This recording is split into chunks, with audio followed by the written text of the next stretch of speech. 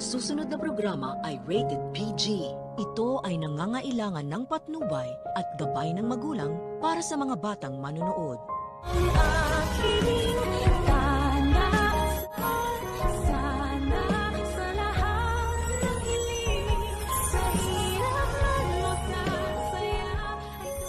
Nakakaumay na talaga ang kaingotan nitong si Robert.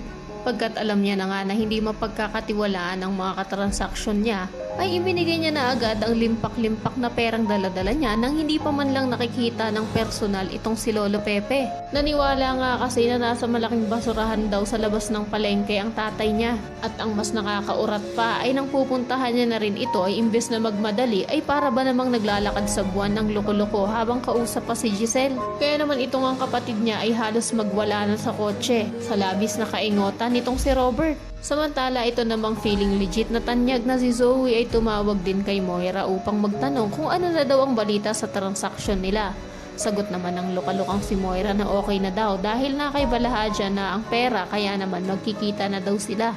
Ngunit lingid sa kaalaman ni Moira na nakamatsyag pala sa kanya sina Nurse Ivan at Karen. At nang makita niya na nga ang mga ito ay gulat na gulat din siya. Ngunit sa lagay naman ni Direk na palagi na lang kampi kay Moira ay panigurado namang mapapaniwala niya na naman sila Robert na kaya siya nandun ay dahil hindi rin siya mapalagay pagkat iniisip niya rin ang kaligtasan ng asawa niyang si RJ lalo pat mag-isa lang ito. Kaya naisipan ko nun niyang sumunod at mag-disguise para hindi rin siya makilala ng mga holdupper. Ka-stress naman talaga itong si Direk pati na rin ang writer dahil panay na lang pangiinis sa viewers ang mga naiisip na pakulo. Pagkat pati nga itong si Lynette ay halata din namang pagmumukain na naman nilang engot.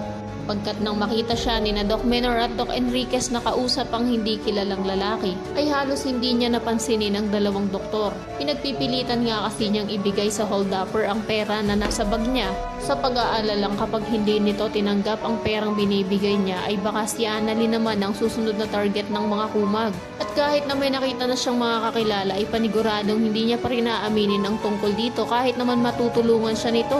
Kaya naman kung isa ka rin sa mga nauumay na sa mga eksena dito sa Abot Kamay na Pahirap ay pakiclick naman ang like at subscribe button.